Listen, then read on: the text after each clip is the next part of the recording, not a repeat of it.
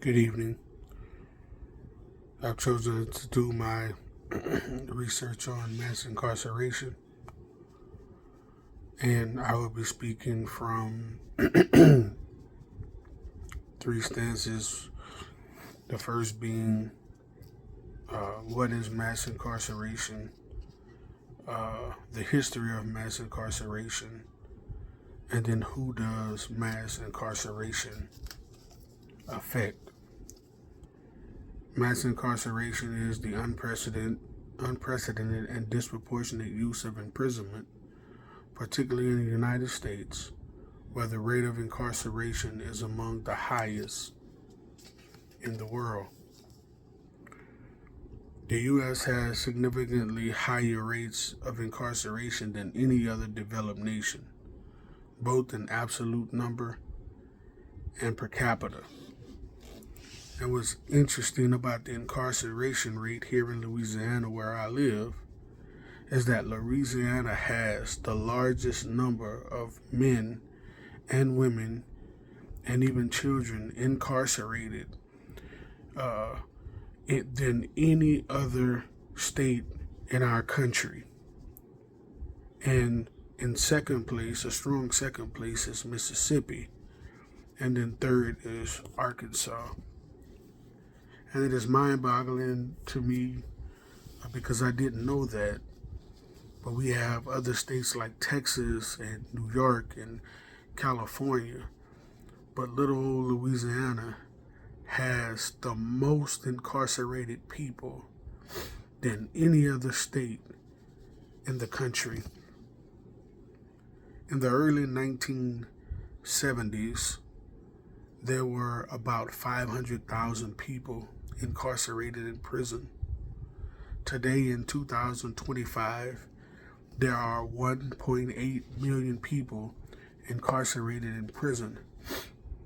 And if you add those on probation, parole, those on house arrest, and juvenile reformatories, the numbers are staggering. Somewhere between 4 and 5 million people incarcerated or have had experiences with the law. Mass incarceration seems to affect more than anything the disproportionate, or people of disproportionate neighborhoods and communities, i.e., being black or brown or those in poverty. Mass incarceration historical context would begin in the 1970s under the presidency of Richard Nixon. It was said in an article, and you can look it up on CNN.org, by one of those of Mr. Nixon's cabinet, Mr. Erickson, who said that Richard Nixon started his war on drugs campaign to target those who are against the war and for black people. It's almost like Mr. Nixon and President Reagan kind of gave each other a high five, because Nixon laid the foundation and Reagan built upon it with minimum sentencing guidelines, 3-strike laws, over policing, no-knock warrants, and the like. And all these things seem to affect those of disproportionate neighborhoods and communities, again, black and brown people. It's one other thing about mass incarceration that is interesting, that there is a disparity even with sentencing guidelines. For an individual who possessed 5 grams of crack cocaine, that person would be sentenced to 5 years in prison. For an individual with powdered cocaine, one would have to have on his or her possession, some 500 grams of powder cocaine in order to receive the same sentence. Back in the 80s, Crack cocaine was considered an African American drug, and powder cocaine considered a white American's drug. And so again, black people received harsher sentences and were targeted and placed in prison. Mass incarceration disproportionately affects certain groups, particularly black people, people of color, and those living in poverty. But there's also a racial and economic inequality as well.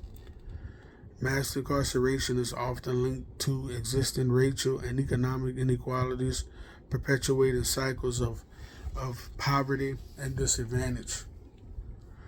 So let me just give you an example of what that means, particularly those who go into the prison system and they come out and they try to pick up the pieces of their lives, find it hard to do that. Why? Because they're now a felon. It's hard to get a job, and it's even harder to be accepted by society. And so more than not, those people are castigated, unable to live life to the fullest. And so in most cases, because they need money, because their families need money, they go back to those things in which they know. And before you know it, they're back in jail once again. It's often said that mass incarceration never deterred crime, but it actually created it. And I believe that to be true because from the beginning of its inception, its target has always been the African American community. And for many of those individuals who were placed in prison in the 70s and 80s, many of them still serving time.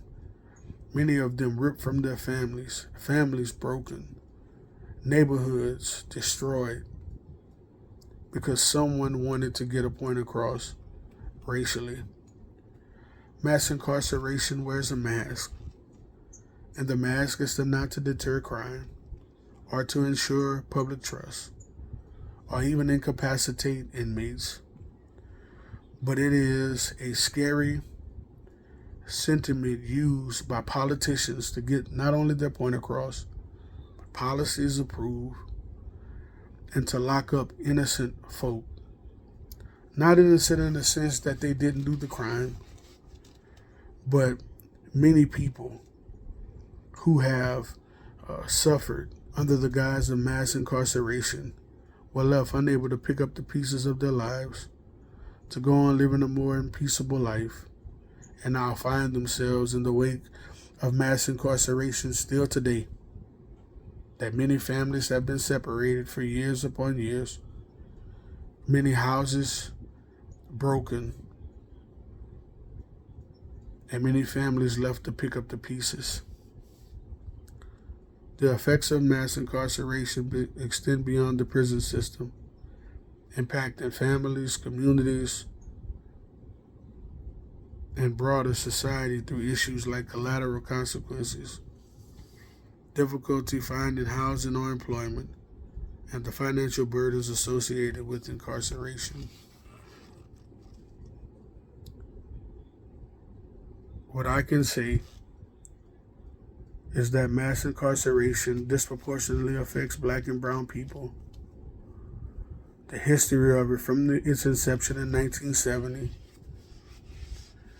was horrible at best. And who does it affect more than anything? Those disproportionate and living in poverty. And that is why that there is a need for reform in our prison system today. Again, someone once said that mass incarceration doesn't deter crime, it creates it. Thank you.